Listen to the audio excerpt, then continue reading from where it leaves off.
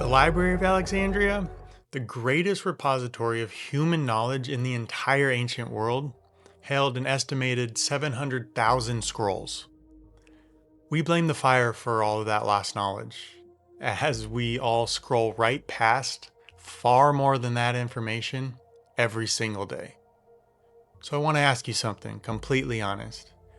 What, in full confidence, do you actually know? We have built the most efficient information delivery system in human history. Search engines, news feeds, podcasts at 2 times speed, AI that summarizes any document in seconds. And now we are calling this learning. It is not. There is a critical difference between exposure to information and the actual internalization of it.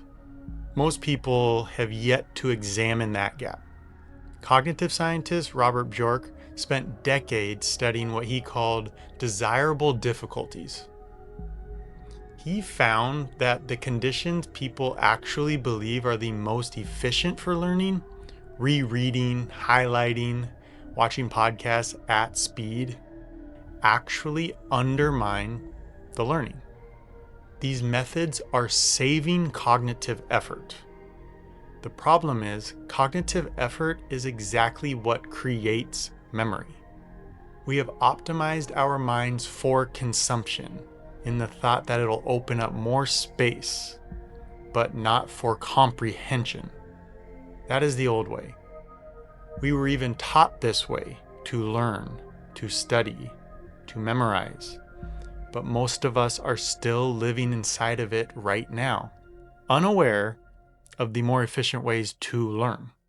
Richard Feynman, Nobel Prize physicist, one of the greatest scientific minds of the entire 20th century, had one rule for knowing whether he actually understood something. Could he explain it simply enough to a 12-year-old to understand it? If he couldn't, he didn't know it. He was just merely exposed to it. Now, don't even think about grabbing your phone and opening up chat and asking, explain this to me like a 12-year-old could. The brain is not a hard drive. You do not learn by merely storing information. Neuroscience is pretty clear on all this. Every time you retrieve something, your brain physically strengthens that neural pathway. Rereading doesn't trigger that. Highlighting doesn't trigger that. Only effortful recall does.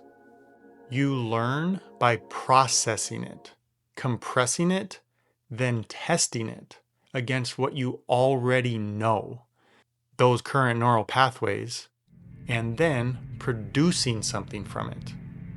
So every time you skip that output step, you are not actually learning. You are performing the motion of learning. And in the age of AI, where every fact and every answer is just one prompt away, one misspelled word away sometimes, that distinction is no longer just academic. It is the entire game that we're in.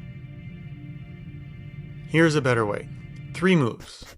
Consume, we are great at this, but intentionally, not everything, the right things, with attention, not velocity. 2, compress. Force yourself to distill it to the first principles. Can you explain this simply? Could you actually teach it? If not, we are not done yet. We do not move on to step 3. Step 3, create. Output something from it.